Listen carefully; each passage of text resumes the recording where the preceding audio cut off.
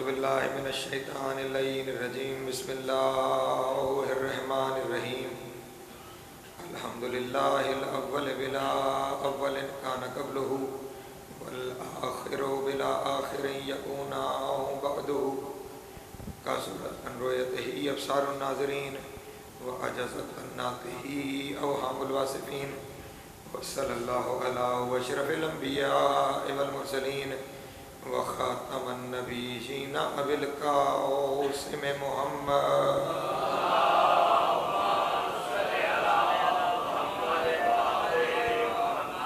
وآلہ الطیبین الطاہرین المعصومین الشرفاء الذین اذهب اللہ عنہم الرجس وطہرہم تطہیرا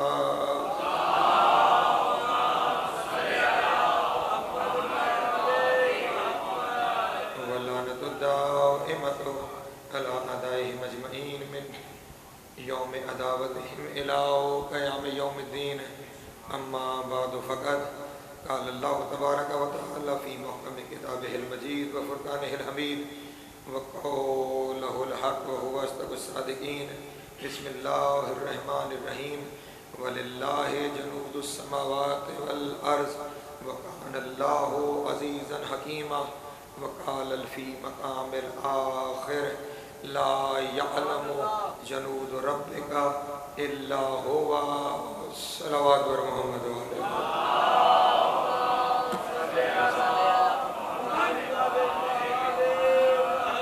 پھر بھی ایک دل کی آواز بلند صلوات پڑھنے والے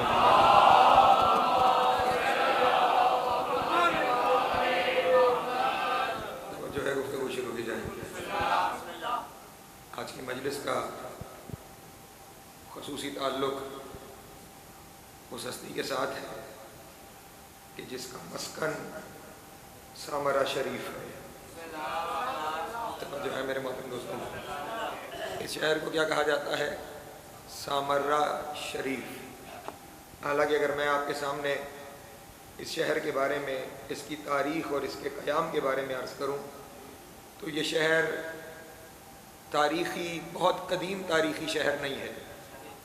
اس شہر کا 200 ہجری سے پہلے اس شہر کا وجود نہیں ملتا. سامرا شہر کا وجود، اس شہر کو خصوصیت کے ساتھ عباسیوں نے آباد کیا، اور اس شہر کو آباد کرنے کے لیے پورے عراق میں جتنے بدماش تھے ان سب کو اکٹھا کیا گیا. توجہ فرمائیں گے میرے وقت؟ ہاں، اور یہ لفظ میں نے سوچ سمجھ کے استعمال کیا ہے. انہوں نے پورے عرب سے تمام دشمنان اہل بیت کو اکٹھا کر کے اس شہر کو آباد کیا، اور دشمن اہل بیت کو میں بدماش کے علاوہ تو کچھ کہہ نہیں سکتا. اللہ اکبر. سلامت ہے مولا کو زیادہ جناب سید آپ کو سلامت ہے. مولا سب کو سلامت ہے. میں کیونکہ آپ کے درمیان عشرہ محرم میں موجود رہا، سماعتوں میں مجھے مکمل اعتماد ہے، اس لیے بالکل ایک مختلف انداز سے ایک مضمون اپنے دوستوں کے سامنے شروع کر دیا. دشمنوں کو، اہل بیت کے دشمنوں کو اکٹھے کر کے، تمام بدکماشوں کو اکٹھے کر کے اس شہر کو آباد کیا گیا. اب جس شہر میں سارے بدکماش تھے، سارے بدماش تھے، آج اس شہر کا نام سامرا شریف ہے. اللہ اکبر. سلامت ہے مولا کو زیادہ. جناب سید آپ سب کو سلامت رکھے. مولا سب کو زیادہ. جہاں سب بدکماشوں کو اکٹھا کیا گیا، جہاں سب دشمنان اہل بیت کو اکٹھا کیا گیا تھا، وہی شہر، اس شہر کی کوئی اچھی تاریخ نہیں ہونی چاہیے تھی، اس شہر کا کوئی اچھا نام نہیں ہونا چاہیے تھا، لیکن آج اس شہر کا نام سامرا شریف ہے. بس کہنا اتنا ہے، آباد بدماشوں کو لا کے کیا گیا، لیکن ایک اشرف کے 2 بیٹوں نے اسے شریف بنا دیا. اللہ اکبر. سلامت ہے مولا کو زیادہ. جناب سید آپ کو سلام. مولا سب کو سلام. جناب سید آپ کو ادھر عطا فرمائے. ایک اشرف کے 2 بیٹوں کو لا کے آباد کیا گیا، اور انہوں نے اس سامرا کو شریف بنا دیا. اور یہ اسی گھر کا کمال ہے جہاں ان کے قدم آ جائیں کسی کو معظمہ بنا دیتے ہیں، کسی کو منورہ بنا دیتے ہیں، کسی کو اشرف بنا دیتے ہیں، کسی کو شریف بنا دیتے ہیں، کسی کو معلیٰ بنا دیتے ہیں۔ اللہ اکبر، سلام علیکم، مولا آپ کو عزت ہے۔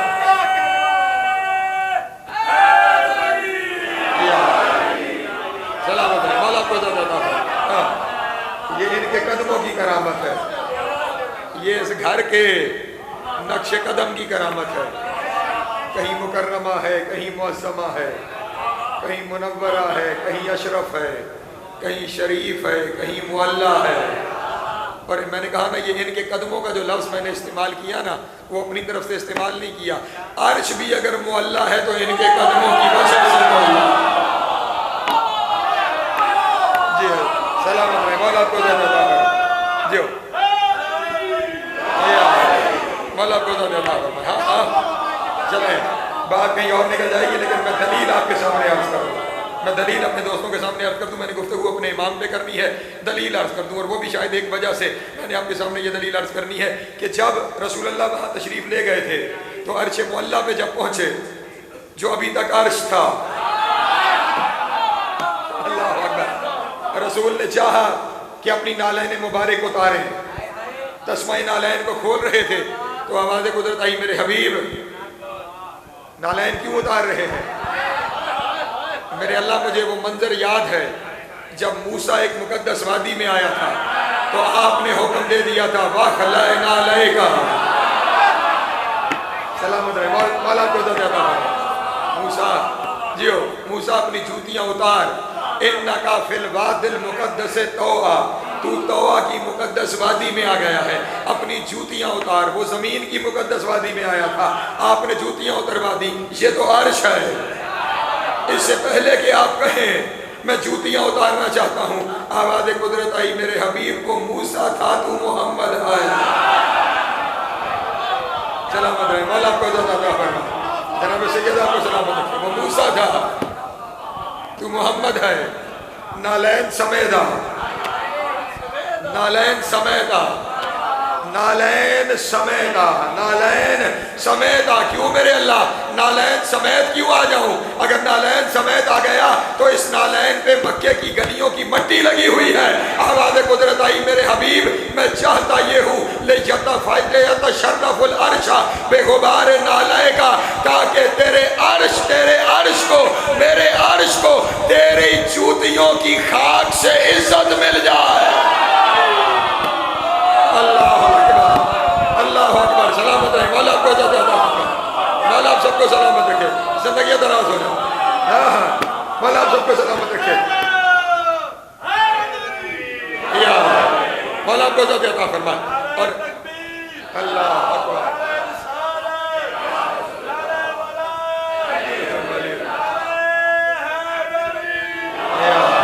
سلامت رہے، مولا آپ کو عزت عطا فرمائے۔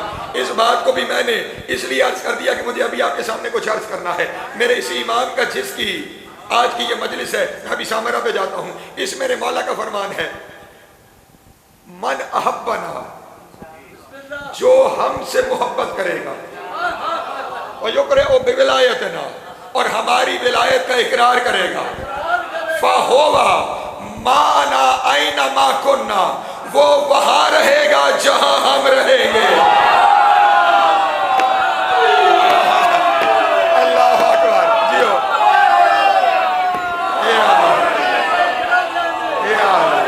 سلامت ہے، زندگی دراز ہو، مولا آپ کو عزت عطا فرمائے۔ جو ہم سے، اشتیاق صاحب، جیو،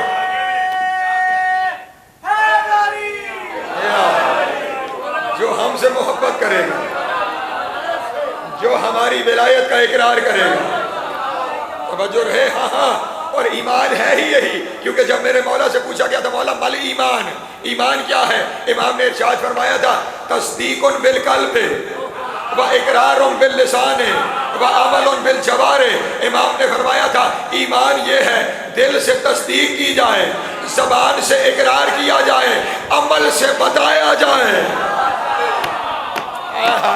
اللہ اکبر، سلامت رہے، مولا کو عزت عطا فرمائے۔ یہ تینوں چیزیں ہوں گی تو پھر ایمان ہے، تصدیق بھی ہو، اقرار بھی ہو، یعنی معاملہ دل تک نہ رہے، ہاں معاملہ زبان تک آ جائے. اور یہی امام ارشاد فرما رہے ہیں جس نے ہم سے محبت کی اور ہماری ولایت کا اقرار کیا، ہوا معنا اینما کنا، وہ وہاں وہاں ہوگا جہاں جہاں ہم ہوں گے. اللہ اکبر، توجہ، وہ وہاں وہاں ہوگا جہاں جہاں ہم ہوں گے. اور یہ جس امام کا آج تذکرہ ہے نا، یہ امام بھی صاحب معراج ہے. ہاں یہ امام بھی صاحب معراج ہے. ایک دن اپنا ناکا بچپنا تھا، گھر سے باہر منگوایا، شخص کھڑا ہوا تھا، امام قریب گئے، کہا ناکے کو بٹھاؤ. ناکا بیٹھا، امام ناکے پہ سوار ہوئے. جیسے ہی سوار ہوئے ناکا چلنے کے بجائے اڑنے لگا. توجہ، ناکا چلنے کے بجائے، میں جملہ کہنے لگا ہوں، اس کے بعد اللہ جانے کہ اس کے بعد آپ ناراض ہو جائیں گے یا راضی ہو جائیں گے، لیکن جملہ میں کہنے لگا ہوں. جیسے ہی بیٹھے ناکا اڑنے لگا.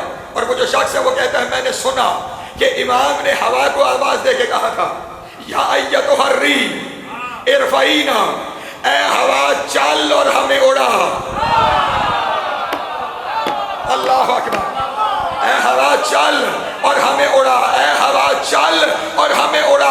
اب اس گھر کا اختیار دیکھنا، اے ہوا چل اور ہمیں اڑا. میں سوچ میں پڑا ہوا تھا کہ ہوا کو حکم دے رہے ہیں کہ ہوا چل اور ہمیں اڑا. میں نے قرآن پڑھنا شروع کیا کہ ہوا کے بارے میں اللہ نے قرآن میں کیا ارشاد فرمایا، تو مجھے نظر آیا کہ خدا نے ارشاد فرمایا اللہ الذی یرسل الریح وتثیر سحابا، وہ اللہ ہے جو ہواؤں کو چلاتا ہے، بادلوں کو اڑاتا ہے. اللہ اکبر، سلامت رہے. مولا آپ کو زیادہ فرمائے، مولا آپ سب کو سلامت زندگیاں دراز دو. وہ اللہ ہے، مولا آپ کو سلامت رکھے. سب کو مولا عزت جن کے ہاتھ اٹھے. یا علی زندگیاں، یا علی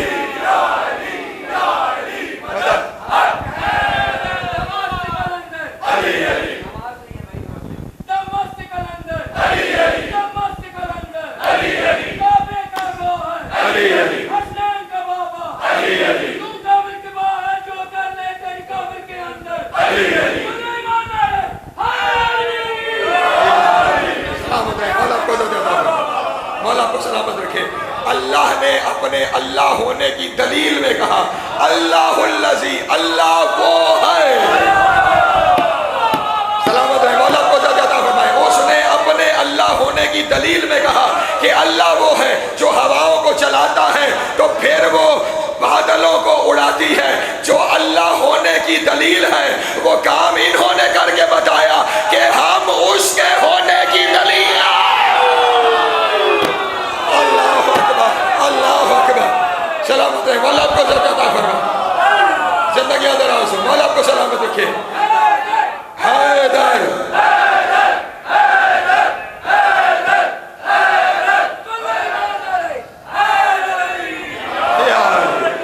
ہم اس کے ہونے کی دلیل ہیں، کیونکہ اس کا ہر کام وہ تو سامنے آ نہیں سکتا، وہ تو سامنے آ نہیں سکتا.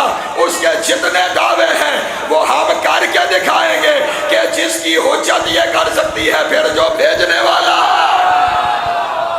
اللہ اکبر، سلامت رہے. مولا آپ کو زیادہ فرمائے. جناب سید آپ کو سلامت رکھے. ہاں پتہ نہیں حجت کا لفظ آ گیا ہے تو بہت ساری چیزیں سامنے آتی جاتی ہے. کسی ہستی کے بارے میں مجھ جیسے شخص کے لیے کم علم آدمی ہوں، ایک تقریر میں احاطہ بڑا مشکل ہو جاتا ہے. میرے اسی امام کا ایک مشہور فرمان ہے جو آپ نے اکثر سنا ہوگا کہ حجت کا لفظ آیا اس لیے فرمان میرے ذہن میں آ گیا. امام نے فرمایا نحنو حجج اللہ علی الخلق اجمعین وجدتی فاطمہ حجت اللہ علینا.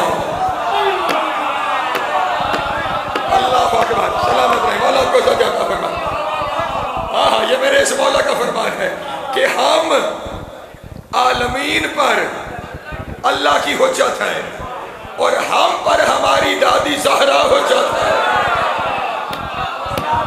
اللہ اکبر، سلامت رہے. مولا کو زیادہ فرمان. کبھی وقت ہوا تو جناب سیدہ پہ جب کبھی تقریر کی آپ کے سامنے تو پھر اس جملے کی تشریح بیان کروں گا. آسان لفظوں میں یہ ہے، میں نے ابھی کہا نا، حجت وہ ہے جو اللہ کے ہونے کی دلیل ہو جائے. جو اللہ کے ہونے کی دلیل ہو جائے وہ حجت ہے. امام کہہ رہے ہیں سارے جہان کے لیے اللہ کے ہونے کی دلیل ہم ہیں، ہمارے لیے اللہ کے ہونے کی دلیل زہرا ہے. اللہ اکبر، اللہ اکبر. سلامت رہے، مولا آپ کو عزت عطا فرمائے. جناب سیدہ پر ایک بلند تر صلوات پڑھیں.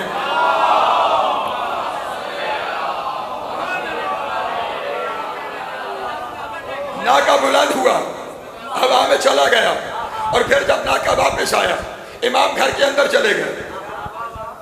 امام نکی سے اس بندے نے پوچھا یہ ناکہ کہاں گیا تھا؟ یہ جو اڑ گیا یہ کہاں گیا تھا؟ امام نے ارشاد فرمایا جہاں ہمارے جد محمد گئے تھے. جو ہے میرے محترم دوستوں کی، جہاں ہمارے جد محمد گئے تھے، جہاں ہمارے جد محمد گئے تھے. خیال رہے سوال یہ تھا ناکہ کہاں گیا تھا. نہیں توجہ فرما رہی، ناکہ کہاں گیا تھا؟ فرمایا جہاں ہمارے جد محمد گئے تھے. جو اپنے جانوروں کو معراج پہ لے جائے اسے عسکری کہا جائے. اللہ اکبر. سلامت رہے، مولا آپ کو عزت عطا فرمائے. جناب سیدہ سلامت ہے.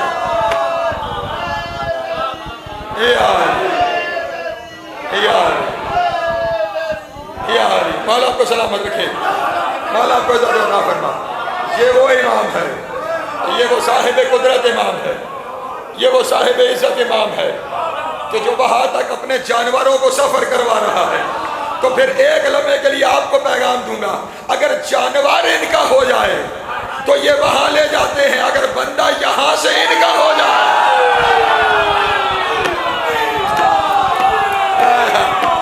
اللہ اکبر. جی ہے، سلامت ہے، مولا آپ کو عزت عطا فرمائے. اگر بندہ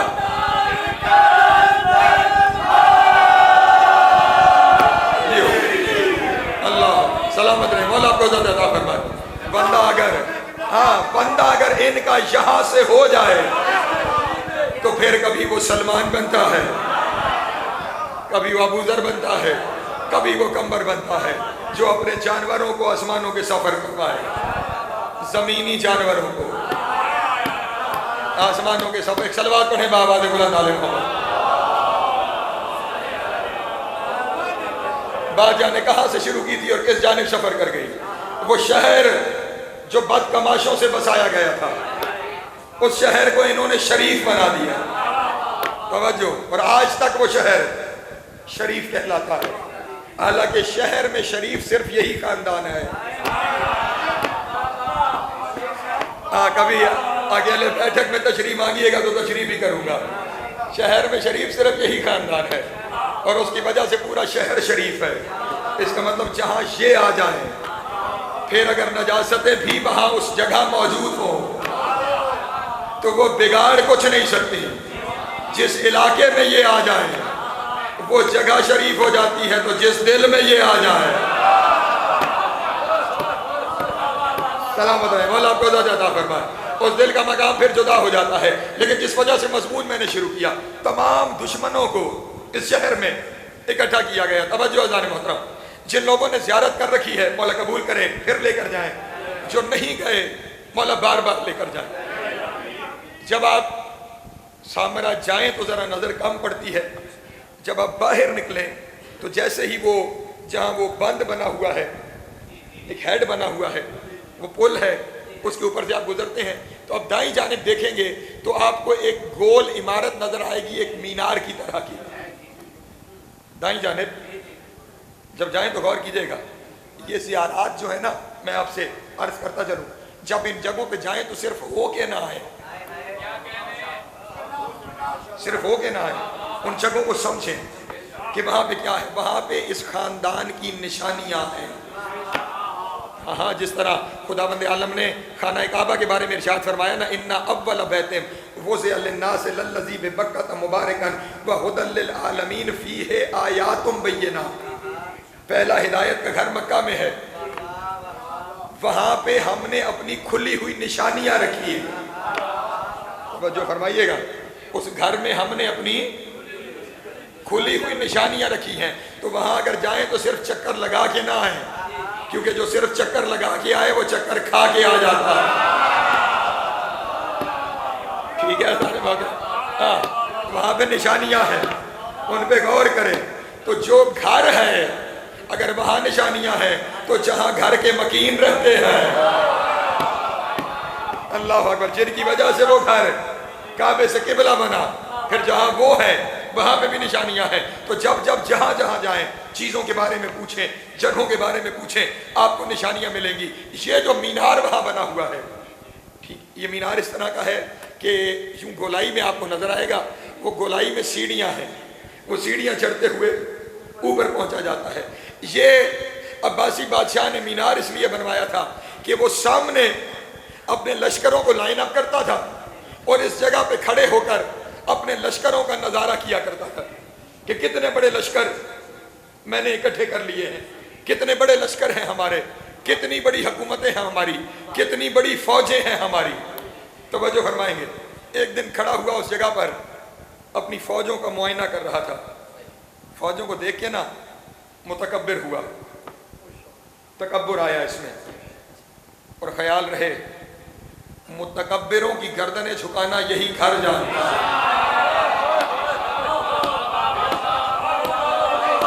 سلامت رہے، مولا آپ کو زیادہ فرمائے، متکبروں کی گردنیں، اور گردنیں تلوار کے ذریعے نہیں، توجہ فرمائیے گا، جو تلوار کے ذریعے جھکائی جائے وہ پھر اٹھ جاتی ہے۔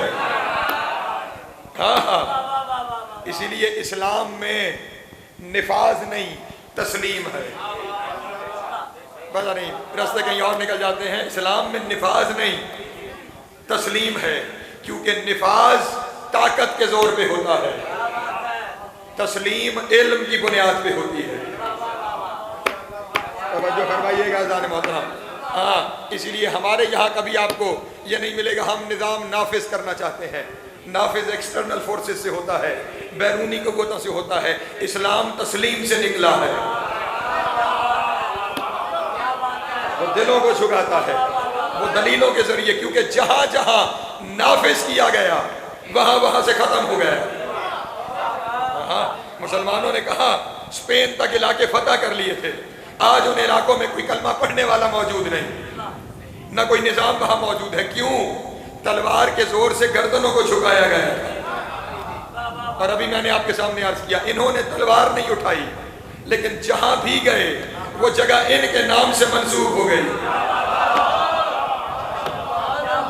پتہ نہیں باتیں نکال کے مجھے کہاں لیتی جا رہی ہیں اور میں کس جانب سفر کرتا چلا جا رہا ہوں۔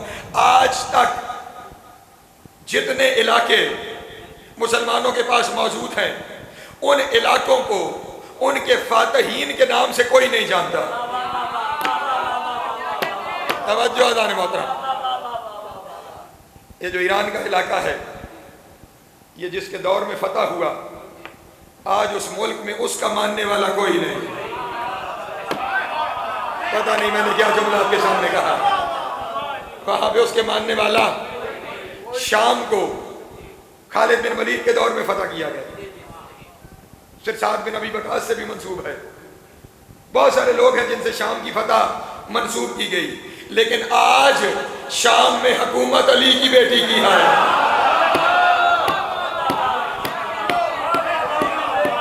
جو ہے میرے محترم دوستوں کی، انہیں کوئی نہیں جانتا، یا جنہوں نے شام علی ولی اللہ، جنہوں نے شام فتح کیا تھا تلوار سے، انہیں کوئی نہیں جانتا، لیکن جو بظاہر قید ہو کے گئی تھی، آج شام اس سے منسوب ہے۔ اور عجب یہ ہے جنہوں نے فتح کیا تھا ان کے نام کا کوئی شہر نہیں، اور آج بھی شہر ہے جس کا نام سیدہ زینب ہے۔ توجہ ہے نا میرے محترم دوست، ہاں جہاں روضہ اطہر ہے اس علاقے کا نام ہی سیدہ زینب ہے۔ عراق کو حارث شعبانی نے فتح کیا تھا، آج آپ عراق میں جائیں کوئی اس کا نام بھی نہیں جانتا ہوگا، لیکن عجیب بات ہے کوئی حسین کی کربلا ہے، اللہ اکبر. کوئی علی کا نجف ہے, کوئی موسیٰ کاظم کا کاظمین ہے, اور کوئی عسکری کا عسکرین ہے. توجہ ہے میرے محترم دوستوں کی. ان فاتحین کے نام پر کوئی نہیں جانتا, ان کے ناموں پر سارے جانتے ہیں. تو اب وہ جو متکبر کھڑا ہوا تھا اسے اپنی فوج نظر آئی, تکبر کیا, رش کیا کہ اتنی بڑی فوج ہے, اتنی بڑی فوج ہے, اتنی بڑی فوج ہے. توجہ فرمائیے گا سارے محترم. اب میں پہلے قرآن کی آیت پڑھ دیتا ہوں اور پھر اس کے بعد اس واقعے کی طرف جاتا ہوں. میں نے 2 آیتیں سرنامہ کلام میں پڑھی, ایک سورہ فتح سے, ایک سورہ مدثر سے. اللہ نے ایک جگہ میں ارشاد فرمایا وَلِلَّهِ جُنُودُ السَّمَاوَاتِ وَالْأَرْضِ وَكَانَ اللَّهُ عَزِيزًا حَكِيمًا. زمین و آسمان کے سارے لشکر اللہ کے ہیں. لِلَّهِ جُنُودُ السَّمَاوَاتِ وَالْأَرْضِ, زمین و آسمان کے سارے لشکر اللہ کے ہیں, اور اللہ ہی طاقت والا بھی ہے, اللہ ہی حکمت والا بھی ہے. سورہ مدثر میں ارشاد فرمایا ما یعلم جنود ربک الا ہوگا, تیرے رب کے لشکروں کی تعداد اس کے سوا کوئی نہیں جانتا. ہائے ہائے, توجہ توجہ توجہ, ہائے ہائے, تیرے رب کے لشکروں کی تعداد, یعلم جنود ربک, تیرے رب کے لشکروں کی تعداد کوئی نہیں جانتا الا ہوگا, اللہ کے علاوہ. وما ہے الا ذکر للبشر, اور یہ جو لشکروں کی تعداد ہے نا, یہ صرف اس لیے ہے کہ شاید بندہ نصیحت پا جائے. آیتیں مصطفیٰ پہ آ گئی تھی, مصطفیٰ نے پڑھ کے سنا دی تھی, لیکن نہ کسی نے اللہ کے لشکر دیکھے. اٹک والو جا کے یار جو پیچھے تک بیٹھے ہوئے ہو, نہ کسی نے اللہ کے لشکر دیکھے, نہ کسی کو پتا چلا وہ لشکر ہیں کس کے. اب یہاں سے سن لینا, بادشاہ کے اندر رونت آئی, تکبر آیا کہ میرا اتنا بڑا لشکر ہے, اتنا بڑا لشکر ہے. اس نے چاہا کہ میں اللہ کی حجت پہ روب ڈالوں. توجہ, اللہ کی حجت پہ روب ڈالوں. اس نے کہا جاؤ رافضیوں کے امام کو لے کر آؤ, رافضیوں کے امام کو لے کر آؤ تاکہ میں اسے اپنا لشکر دکھاؤں. حالانکہ وہ اس تصور میں ہے کہ شاید انہوں نے ہم سے لڑنا ہے, اور انہوں نے اپنے کردار سے ثابت کیا کہ ہم بندوں سے نہیں کرداروں سے لڑا کرتے ہیں. پتہ نہیں میرے لفظ پہنچ رہے ہیں یا نہیں پہنچ رہے. ہاں ہاں, ہم بندوں سے نہیں کرداروں سے لڑا کرتے ہیں. ہم بندے نہیں مٹایا کرتے, کردار مٹا دیتے ہیں. ہاں, بد کردار مٹانا بھی ہمارا کام ہے, خوش کردار بنانا بھی ہمارا کام ہے. پیغام امام تک بھیجا گیا کہ بادشاہ بلا رہا ہے. امام اپنے گھر سے چلے, چلتے ہوئے اس مقام پہ پہنچے, اونچی جگہ پہ کھڑا تھا. کہنے لگا اوپر تشریف لائیے, کچھ دکھانا ہے آپ کو. امام علیہ السلام سیڑھیاں چڑھ کے اوپر پہنچے, مسکرا کے نہ اشارہ کر کے کہنے لگا یہ دیکھو, یہ دیکھو کہ یہ کیا ہے. امام نے دیکھا اور دیکھ کے اب وہ تکبر سے کہہ رہا دیکھو کیا ہے. امام نے حقارت سے کہا کیا ہے. توجہ نہیں فرمائی, شاید پیچھے والوں نے دیکھا نہیں کہ میں نے کیا ہے.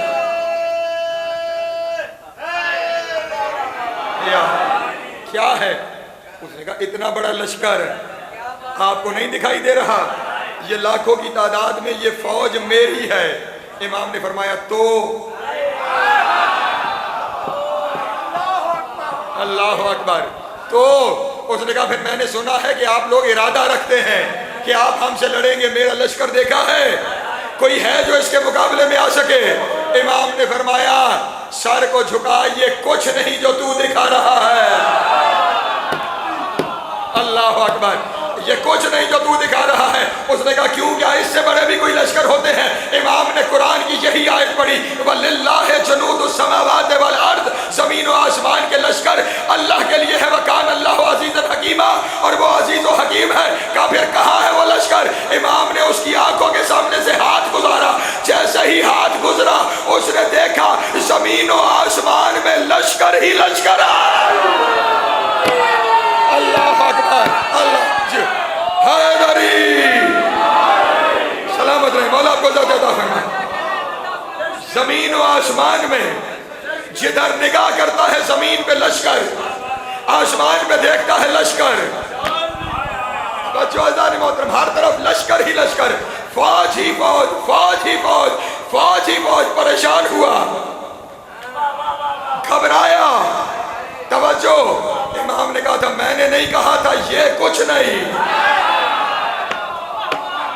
یہ کچھ نہیں اور ابھی ابھی جملہ کہوں آپ کے سامنے امام نے فرمایا جو تو نے دکھایا تھا نا وہ بھی کچھ نہیں اور ابھی جو میں نے دکھایا ہے یہ بھی کچھ نہیں اللہ اکبر حقیقتیں اس سے بھی آگے ہیں حقیقتیں اس سے بھی آگے ہیں وہ شخص بے ہوش ہو کے گرا بے ہوش ہو کے گرا کچھ دیر بعد ہوش آیا ہوش میں لایا گیا جیسے ہوش میں آیا اٹھ نہیں رہا لوگوں نے کہا اٹھتا کیوں نہیں کہتا وہ لشکر انہوں نے کہا اب تو یہاں کوئی لشکر نہیں کچھ دکھائی نہیں دیتا اٹھ کے دیکھا لشکر کوئی نہیں امام سے کہنے لگا دو سوال ہیں پہلا سوال یہ تعداد کتنی ہے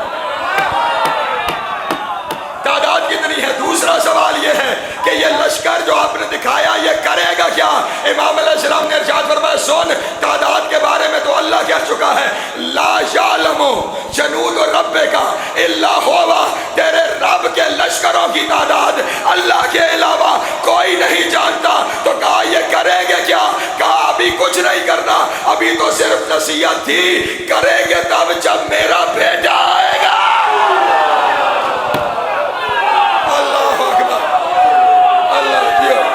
سلامت رہے مولا آپ کو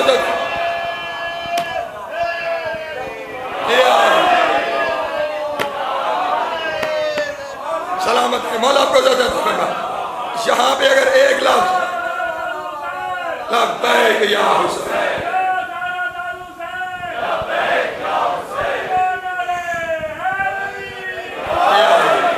سلامت رہے مولا آپ کو یہاں پہ اگر آپ میرا ساتھ دے سکیں تو میں ایک وضاحت کرنا چاہتا ہوں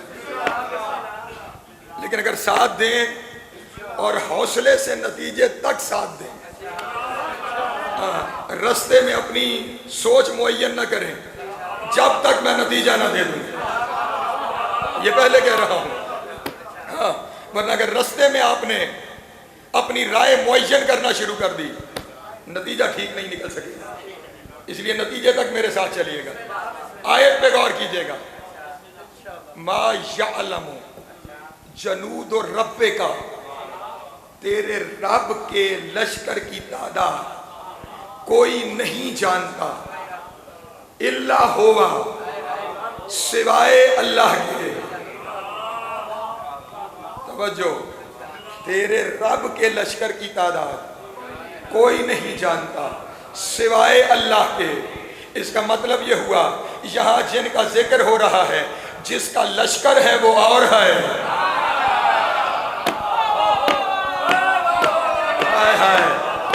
جو تعداد جانتا ہے وہ اور ہے اب تعداد جاننے والا تو اللہ ہے یہ کون ہے جس کا لشکر ہے سلامت رہے مولا آپ کو زیادہ عطا فرمائے یہ کون ہے جس کا لشکر ہے اور آیت کہہ رہی ہے رب کا لشکر ہے رب کا لشکر ہے اب سورہ زمر کی ایک آیت کی طرف چلتا ہوں اور اگر امام کا فرمان نہ دکھاؤں اپنی زبان کٹانے کے لیے تیار ہوں قرآن کی آیت ہے وَأَشْرَقَتِ الْأَرْضُ بِنُورِ رَبِّهَا اور وہ وقت آئے گا جب زمین اپنے رب کے نور سے منور ہو جائے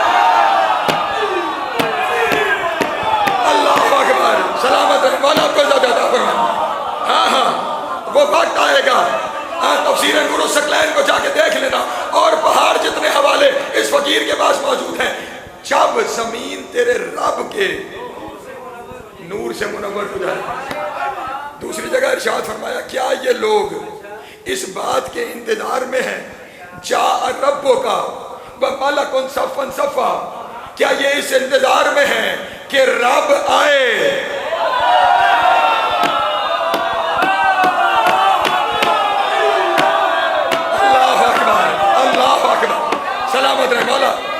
مولا آپ کو عزت عطا فرمائے. کیا اس انتظار میں ہے کہ رب آئے اور اس کے ساتھ فرشتے صف در صف آئیں؟ اب پڑھے لکھے دوست تشریف فرما ہو، اللہ کے لیے آنا جانا نہیں ہوتا. نہیں توجہ فرما رہے.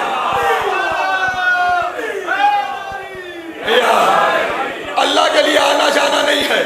توجہ فرمائیے گا، اللہ کے لیے آنا جانا نہیں ہوتا. آنا جانا اس کے لیے ہوتا ہے جو آ جائے تو وہاں نہ ہو، ٹھیک، اور نہ آئے تو یہاں نہ ہو. یہاں پہ کہا رہا ہے آ جائے، تیرا رب آئے گا اور فرشتے ساتھ صف در صف آئیں گے. اور یہاں کہا گیا تیرے رب کے نور سے زمین منور ہو جائے گی، زمین منور ہو جائے گی. میرے 6ویں امام سے پوچھا گیا آقا و مولا صادق آپ بتائیے نا یہ کون رب ہے جس کے نور سے زمین منور ہوگی؟ امام نے ارشاد فرمایا رب العرض یعنی امام العرض. اللہ اکبر. سلامت رہے مولا. مولا آپ کو زندگی دراز ہو، جو ساتھ شامل ہے مولا زندگی دراز. یا میرے مولا نے فرمایا رب العرض یعنی امام العرض. امام نے فرمایا زمین کا رب اس کا امام ہوتا ہے، زمین کا رب اس کا امام ہوتا ہے.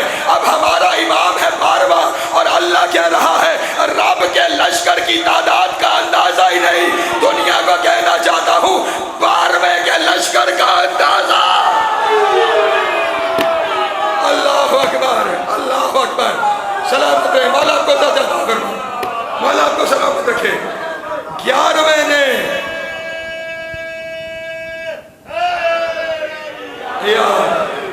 11ویں نے 12ویں کا لشکر دکھایا. توجہ ہے میرے محترم دوستوں. اور اپنے بیٹے کے آنے سے پہلے بتایا کہ میرے بیٹے کے لشکروں کی تعداد کوئی نہیں جانتا، جس نے بھیجنا ہے بس وہی جانتا ہے کہ اس کے لشکروں کی تعداد کیا ہے. تھوڑی دیر پہلے یہاں ذکر ہو رہا تھا کہ اگر ہم ہتھیار اٹھا لیں تو یہ کر دیں گے اور وہ کر دیں گے. ہم اشتہار تب اٹھائیں گے جب وہ آئے گا جو ہماری جانوں کا مالک ہے.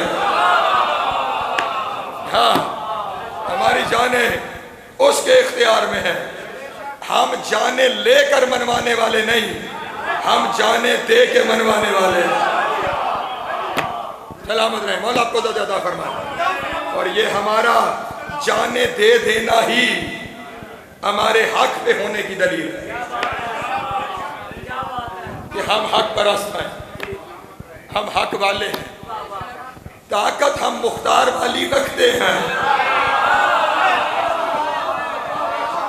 ہاں طاقت مختار والی، بس انتظار میں ہے کہ مالک و مختار آ جائے. ہاں ہمارا ہر انتقام، ہمارے اوپر ہونے والا ہر ظلم متلاشی انصاف رہے گا اس کے انتظار میں. وہ آئے گا تو آ کے ہر ظلم کا بدلہ بھی لے گا، ہر ایک انصاف بھی آ کے نافذ کرے گا. ورنہ جس کے تذکرے میں ہم آج بیٹھے ہیں نا، یہ وہ مظلوم ہے جس کی کل حیات 28 سال ہے اور اس 28 سال میں سے 22 سال قید ہے.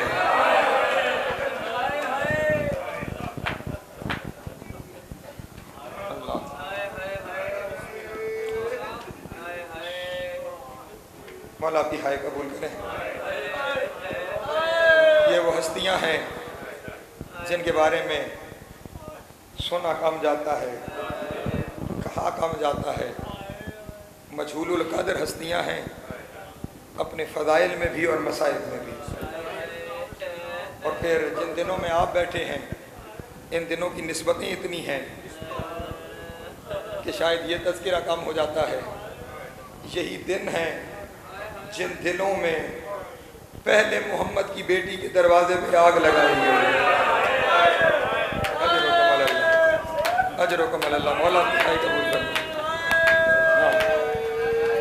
اس مہینے کے ان دنوں میں دو آگیں لگائی گئی ہیں، ایک آگ کا تذکرہ بھی کر رہا ہوں، ایک آگ کا تذکرہ تقریر کے آخر میں کروں گا۔ انہی دنوں میں پہلے محمد کے دروازے پہ آگ لگائی ہے، ہاں، اور ابو طالب کی بہو زخمی ہوئی، یہ لفظ کہہ رہا ہوں، ابو طالب کی بہو زخمی ہوئی۔ انہی دنوں میں ابو طالب کی بیٹیوں کا لٹا ہوا قافلہ پلٹ کے مدینے آیا۔ مولا آپ کی ہائے قبول کرے۔ ہاں، مشکل دن ہے، کل مجلس ہوگی اس حوالے سے جس کا تذکرہ کر رہا ہوں، تو آپ مصائب تفصیل سے سنیں گے۔ میں صرف ربط کے لیے اتنا دوستوں کے سامنے عرض کر دوں، سال بعد پلٹ کے آئی اور بھائی نہ پہچان سکا ان میں میری بہن کون ہے۔ مولا ہائے قبول کرے گا۔ میں نے کہا صرف ربط کے لیے مجھے ایک جملہ کہنا ہے، سال میں بھائی بھول نہیں جاتے بہنوں کے چہرے کو، لیکن اللہ جانے شام میں ہوا کیا تھا، شام میں ہوا کیا تھا۔ بس ایک ہی لفظ سن لینا، جب واپس آ گئی تھی نا مدینے، تو ہر روز اس واپسی کے لفظ کو یاد رکھنا، میں نے کہیں چھوڑنا ہے۔ جب واپس آ گئی تھی مدینے تو ہر روز مدینے کی عورتوں کو بلا کے مجلس پڑھتی تھی، ہاں، کبھی اصغر کی شہادت، کبھی اکبر کی شہادت، کبھی اون محمد کی شہادت، کبھی عباس کی شہادت، کبھی حسین کی شہادت۔ ایک دن جناب مسلم کی بہن کھڑی ہو گئی، بی بی ام حکیم نام لکھا گیا، ام لقمان بھی نام لکھا گیا، اٹھی اور اٹھ کر کہا علی کی بیٹی، روز شہیدوں کے مصائب پڑھتی ہو، ہم سنتے ہیں، اور ایسے شہید ہیں ساری زندگی روئیں تو بھی رونا کم ہے، لیکن میرے ایک سوال کا جواب دے دو۔ کہاں پوچھو بی بی کیا پوچھتی ہو؟ کہا مجھے آج اس سوال کا جواب دے دے، تیرا چہرہ زخمی کیوں ہے؟ ہائے ہائے، اجرکم اللہ، اجرکم اللہ، علی کی بیٹی تیرا چہرہ زخمی کیوں ہے؟ اب مجھے معاف کرنا، علی کی بیٹی نے پلٹ کر کہا بی بی پہلے تو میرے ایک سوال کا جواب دے دے، تجھے تیرے سوال کا جواب مل جائے گا۔ کہا پوچھے نا شہزادی کیا پوچھنا چاہتی ہیں؟ کہا مجھے یہ بتا، اگر کوئی تجھے پتھر مارے تو چہرہ کیسے بچائے گی؟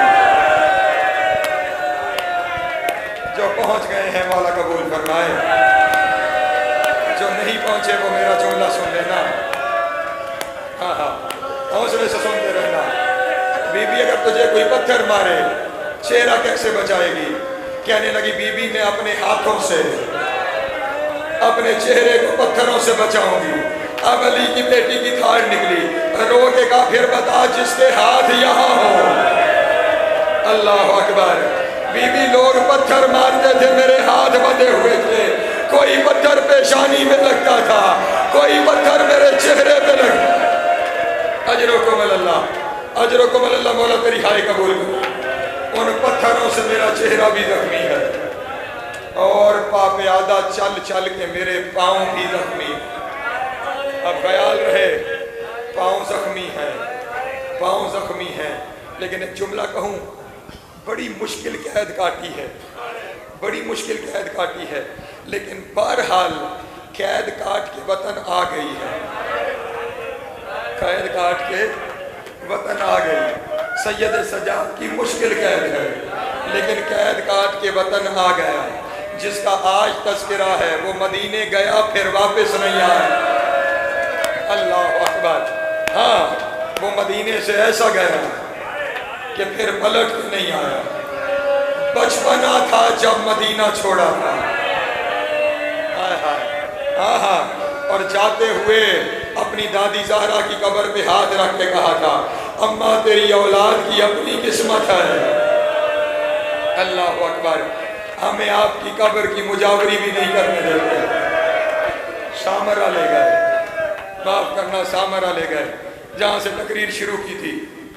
میں نے کہا سارے دشمنوں کو اکٹھا کیا گیا تھا، اس شہر میں سارے دشمنوں کو اکٹھا کیا گیا تھا۔ قید ویسے ہی مشکل ہوتی ہے، اور اگر کوئی ایسی جگہ ہو جہاں اپنا کوئی نہ ہو، اللہ اکبر. آپ کا جس شہر سے تعلق ہے اس شہر میں ایک مشہور زمانہ جیل بھی موجود ہے. قیدی کے لیے بڑی نعمت ہوتی ہے اگر کوئی ملاقاتی یاد آئے. میں نے جملہ کہہ دیا. بڑی نعمت ہوتی ہے اگر کوئی ملاقاتی آ جائے. یہ میرا مولا وہاں قید ہے جہاں اپنے تو مدینے رہ گئے ہیں اور اس پورے شہر میں کوئی جاننے والا بھی نہیں ہے. اجرکم اللہ، اجرکم اللہ. مولا تمہاری ہائے قبول کرے. 22 سال کبھی زندان کبھی گھر کی نظر بندی. ہاں اور جنہوں نے زیارت کر رکھی ہے سامرا کی، وہ جہاں وہ مینار ہے نا اس سے بائیں جانب پہ جائیں نا تھوڑا سا آگے، ایک قید خانہ ہے، غار نما قید خانہ ہے جہاں پہ کوئی کھڑا بھی نہیں ہو سکتا، جہاں کوئی بیٹھ بھی نہیں سکتا. بچے بیٹھے ہوئے ہیں جنہوں نے میرے ساتھ زیارت کر رکھی ہے. میں نے صرف دیکھا تھا اور کئی گھنٹے میری زبان سے لفظ نہیں نکلا. باخدا میری زبان سے لفظ نہیں نکلا. گھنٹوں صرف ہائے کرتا رہا، گھنٹوں صرف روتا رہا. آج بھی اس زندان کو دیکھنے کے لیے اس میں اترا نہیں جا سکتا، اوپر سے اسے دیکھتے ہیں. اللہ اکبر، اللہ اکبر. اس زندان میں باپ کو بھی رکھا گیا. اللہ اکبر. اس زندان میں بیٹے کو بھی رکھا گیا. اور اب مجھے معاف کرنا، صرف اتنا نہیں کرتے تھے، صرف اتنا نہیں کرتے تھے.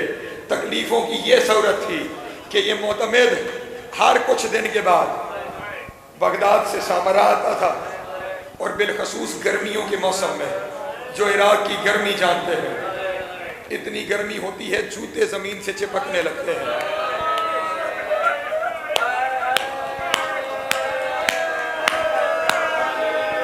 جوتے زمین پہ چپکنے لگتے ہیں. گرمیوں کے موسم میں آتا تھا، خود تخت روا پہ بیٹھتا تھا. تخت روا اسے کہتے ہیں کہ ایک تخت کے اوپر ایک کرسی رکھی جاتی ہے اور اس کے نیچے غلام ہوتے ہیں جو اسے اٹھا کے چلتے ہیں.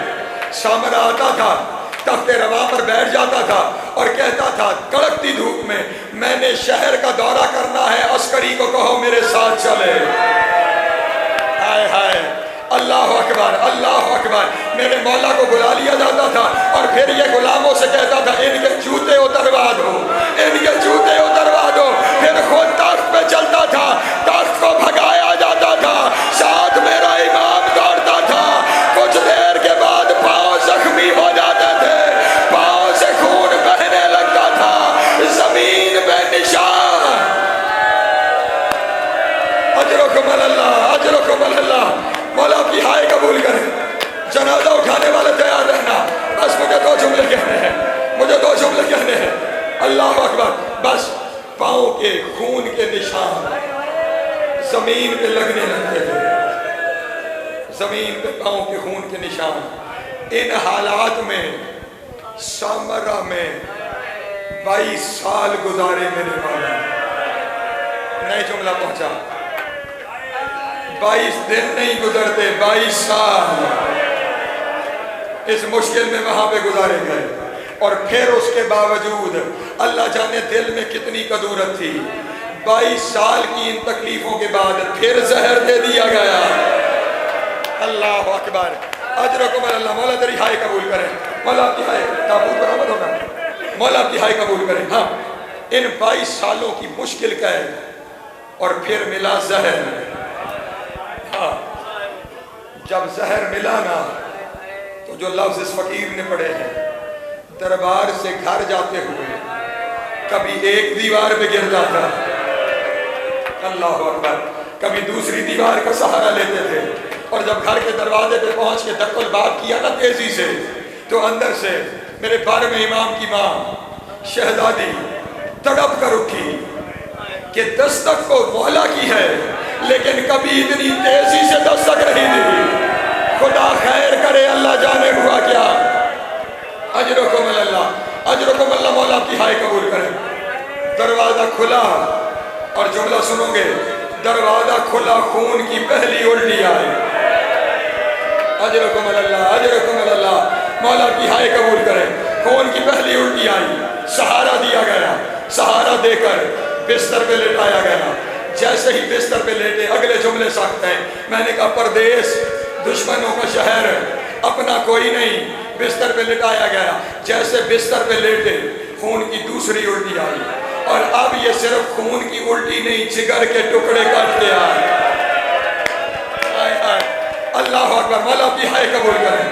جگر کے ٹکڑے کٹ کے آئے. ادھر سے جگر کے ٹکڑے کٹ کے آئے. جگر کے ٹکڑوں کو دیکھ کر امام کی زبان سے نکلا واہ غربتا. ہائے ہائے واہ غربتا واہ غربتا غربتا غربتا. خیال رہے عرب میں غریب اسے کہتے ہیں جس کے پاس اپنا کوئی نہ ہو, جو وطن سے دور ہو. واہ غربتا واہ غربتا. ہائے میری غربت. جیسے ہی آواز بلند ہوئی, اب کیونکہ باہر دشمن بھی موجود تھے نا, جناب نرجس خاتون نے کہا آقا آپ کی ہائے دشمن سن رہے ہوں گے. اللہ اکبر. آپ کی ہائے دشمن سن رہے ہوں گے. آپ نے اتنی بڑی ہائے کیوں کی ہے؟ یہ زہر تو آپ کا ورثہ ہے. یہ تو آپ کے جد حسن کو بھی ملی تھی. ان کے جگر کے ٹکڑے بھی کٹ کے باہر آئے تھے. کہا رو اسی لیے رہا ہوں میرے جد حسن کو بھی ملی تھی. جگر کے ٹکڑے بھی کٹ کے باہر آئے تھے, لیکن اس کے جگر کے ٹکڑے سنبھالنے کے لیے زینب جیسی بہن تھی اور میری کوئی بہن میرے پاس نہیں ہے اور میں اکیلا رہ گیا. اجرکم اللہ اجرکم اللہ. مولا تیرا گریہ قبول کرے. بس آخری لفظ اور تابوت آ جائے گا. بس ایک لفظ مجھے کہنا ہے. یہ کہنے کے بعد اب جو لفظ لکھے گئے وہ لفظ یہ ہے مولا کی آنکھوں سے خون جاری ہوا, اس نے مبارک سے خون جاری ہوا, ہاتھوں کی ہتھیلیوں سے خون جاری ہوا, امام کے پاؤں کے تلووں سے خون جاری ہوا. اور یہاں پہ ایک جملہ آپ کے لیے کہوں, جب باپ کا یہ حال ہو بیٹے کا دل کرتا ہے نا ہائے کرے. آج تم ہائے 12ویں کی یاد میں ضرور کرنا. بیٹے کا دل کرتا ہے ہائے, لیکن 12واں اتنا مظلوم ہے اپنے بابا کے پاس اونچی ہائے نہیں کر. اجرکم اللہ اجرکم اللہ. مولا آپ کا پرسہ قبول کریں. آج کا پرسہ 12ویں کے لیے ہے. ہم ہر مجلس میں کہتے ہیں سید سجاد بابا کا پرسہ لینے آئے ہیں. آج میرا 12واں اپنے بابا کا پرسہ. اجرکم اللہ. اپنے بابا کا پرسہ لینے آتا ہے.